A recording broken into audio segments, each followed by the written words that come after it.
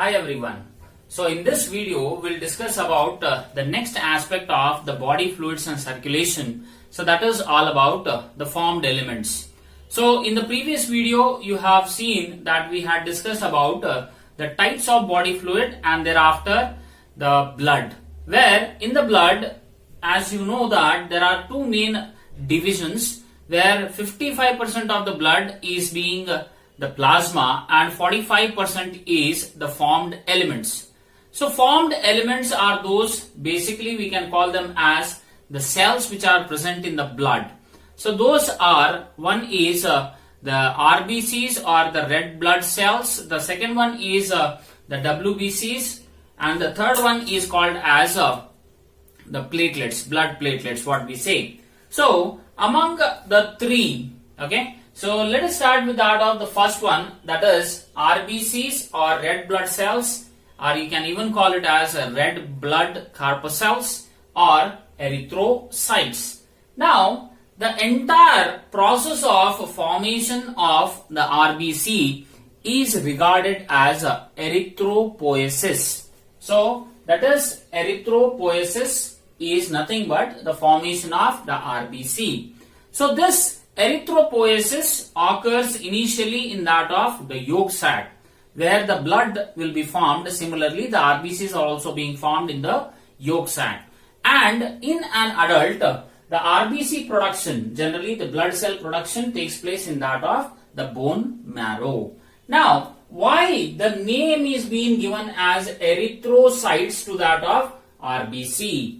Because during the process of erythropoiesis or formation of the RBC, from the kidney there is production of a hormone that is called as erythropoietin. So this erythropoietin stimulates the bone marrow to produce the blood cells. Thereby the RBCs are being called as erythrocytes, as there is involvement of the erythropoietin secreted by the kidney. Now these RBCs, okay, the total number of the RBC present per microliter of the blood is called as the total count of the RBC. And in the human males, after they attain the maturity, we say that in the human males the number of RBC is around 5 to 5.5 millions of RBC are present per cubic millimeter of the blood. Whereas in the females, it is being estimated that around 4 to 4.5 millions of RBCs are present per cubic millimeter of the blood. Which means in the males, the per cubic millimeter of the blood has around 1 million extra of the RBCs when compared to that of the females. So thereby the blood in that of the males becomes much more thicker. So the heart requires extra pressure for pumping out of this thick blood. So thereby we say that the males are being affected to that of the hypertension when compared to that of the female. Okay. So next is polycythemia. So polycythemia is a condition where it is the increased number of the RBC, whereas erythrocytopenia, or it is called as anemia, refers to the decrease in the number of RBC. Okay, polycythemia is increase in the number of RBC. Meanwhile, erythrocytopenia or anemia is a decrease in the number of RBCs. Now, very important point for any competitive exam, like it may be the CET or Neet or Kvpy, whatever exams are there, one common thing what you have to remember is the mammalian RBCs are enucleated. So this particular point has to be stressed out. It is enucleated.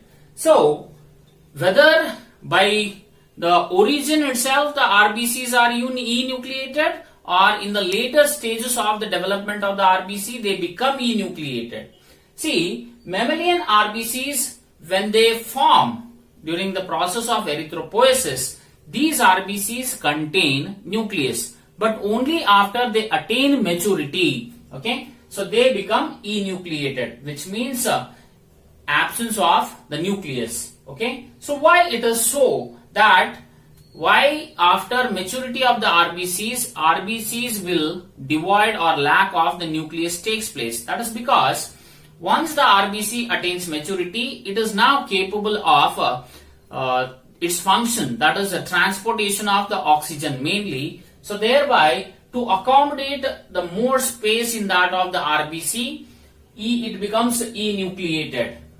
And it is not only that nucleus is absent, but along with that, there is absence of mitochondria, Golgi bodies, ribosomes, centrioles, and even endoplasmic reticulum. So all these of the cell organelles, when they become absent in that of the mammalian RBC, the surface area will be maximized, as well as the inner region, or what we say when the cell organelles are absent.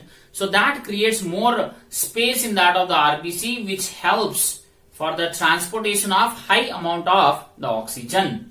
And these RBCs are biconcave in circular. So they are biconcave and circular in all the mammals except in that of the camel and llama, where generally in those two animals the RBCs are nucleated and they are oval in shape.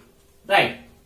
Next is RBCs has hemoglobin, where hemoglobin is a respiratory pigment, which means it is totally involved in that of the process of respiration, where they help in the transportation of the gases. So this hemoglobin is made up of two components. One is the iron containing, that is heme, and the other one is the protein part, that is hemoglobin. Right. Now, once the RBC, okay, so RBC lifespan, if you look after, so that is around 120 days. So up to 120 days, it is active, it is being involved in transportation of oxygen.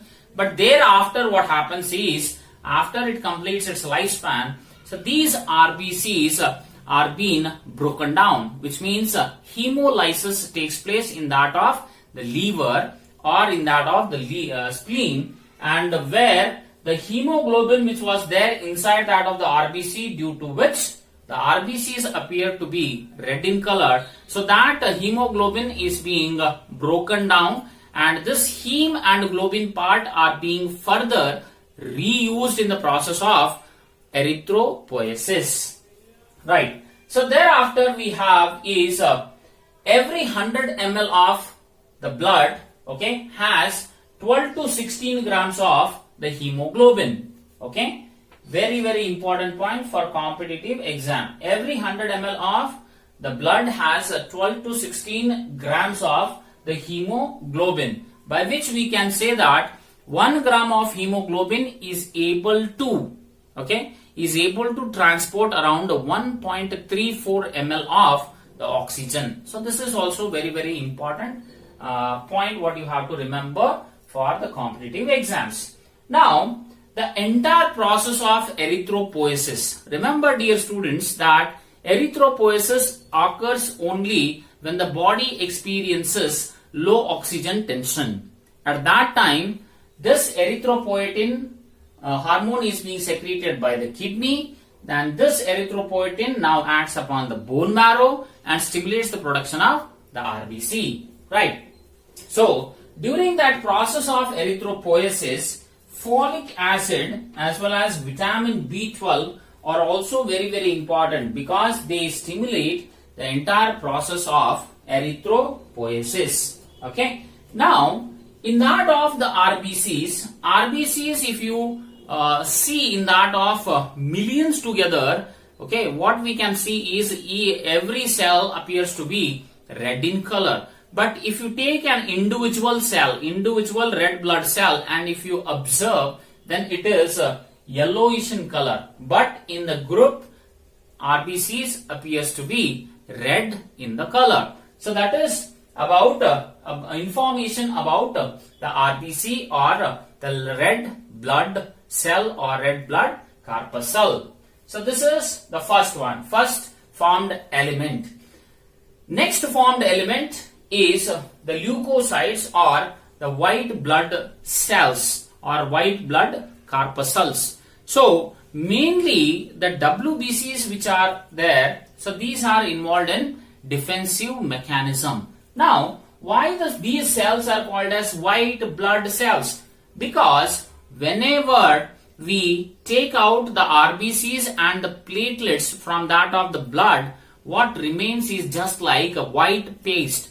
And when we analyze the cells present in that of the white paste, you are going to observe those are the cells, white blood cells. And in some of the reference books, you can even see that WBCs are regarded as blood police. Okay, why? Because they are defensive in mechanism, they prevent the entry of the pathogen, bacteria, viruses into the body, and thereby they destroy. So that is regarded as the blood police. Now, when we look after the number of the leukocytes, leukocytes are comparatively less to that of the RBCs, where RBCs are present in millions together in per cubic ml of the blood, whereas WBCs are around 6,000 to 8,000 per cubic centimeter of the blood. Okay, and on an average, if you want to take, because sometimes what happens whenever there is an infection occurs to that of the lungs, such as pneumonia, so at that time the WBC count starts decreasing or increasing in some of the diseases. So sometimes the decrease in that of the number of the WBC may come down up to 3,000 per cubic millimeter of the blood, and sometime if the WBC count increases, then it may increase up to 10,000. But on an average, if we consider, it is the 7,000 WBCs are present per cubic centimeter of the blood. Okay, and the lifespan, if you look after of the WBC, lifespan is some of the WBCs are having certain hours, 4 to 5 hours are there, and some WBCs will be there at that of around certain days, and some are there which are existing in our body lifetime itself. So that is why here there is no particular lifespan which is being given to the WBCs as that of RBCs, because all the RBCs will have 120 days lifespan, whereas depending on the type of the WBC, lifespan varies. Now, if we able to count the ratio of the RBC to that of the WBC, or the ratio between the WBC to that of the RBC, it is 1:700, where 1 we can take for the WBC and 700 is for the RBC. So that is the ratio between WBC to that of the RBC. Now, the next one is leukocytosis. Leukocytosis is nothing but the formation of the leukocytes or WBCs. So when there is a formation of the leukocytes, so there is definitely an increase in the number. So that is leukocytosis. So next is leukemia. Leukemia is an abnormal increase in that of the WBC. This is very important because leukemia is the word which can be even called as blood cancer. So if an individual is suffering from leukemia or blood cancer, definitely there will be abnormal increase in that of the WBCs. So you see here, the number ranges from 6,000 to 8,000 per cubic centimeter of the ml of the blood. But whenever an individual suffers from leukemia, this number increases up to 2 lakh WBCs per cubic ml of the blood. So that is abnormal increase is leukemia or blood cancer. And leukopenia, leukopenia is the decrease in that of the WBCs in the blood. Next is, if we want to talk about the shape of that of the WBCs, WBCs are irregular in shape. RBCs are biconcave and circular in shape, whereas WBCs are irregular or amoeboid in shape. So these are WBCs, as they are amoeboid in shape, they are said to be motile in nature, whereas RBCs are non-motile, which means these RBCs will flow along with the flow of the blood. They can't move independently, whereas WBC can do that. Thereby the phenomena which occurs by the WBC is called as diapedesis, which means squeezing of the WBCs into the blood capillary and passing into the tissue, and thereby it destroys the pathogen, and again it comes back into the blood capillary. So that squeezing of the WBCs which occurs through that of the blood capillary, so that entire phenomena is what we call it as diapedesis. Okay, and next is these WBCs are larger, okay, than the RBCs in their size, because there are cells which are like monocytes, so they have around 12 micrometers to that of 20 micrometers in diameter. So they are comparatively larger in size than that of the RBC. And here all the cell organelles like mitochondria, Golgi bodies, ribosomes, all the cell organelles including nucleus, all are present, whereas those are absent in that of the RBC. Okay, which means you can remember RBCs are those cells which lacks the nucleus, thereby these cells cannot divide. Okay, and we have another cells which are called as neurons. So the neurons are also not being able to divide. Okay, right. Now based on the nature of the cytoplasm present in the WBC, WBCs are being categorized into two types. The first one is called as a granulocyte. You can say that a granulocyte, and the second one is called as granulocyte. So what does this a granulocyte refers? A means without the granular cytoplasm. So cells without the granules. So they are called as a granulocyte, which means in the cytoplasm, if there are presence of certain granular structures, then they are called as granulocytes, and if those granules are absent, then they are called as a granulocyte. And here in the granulocyte we have two types of WBC. First one is called as the lymphocyte, and the second one is called as monocyte.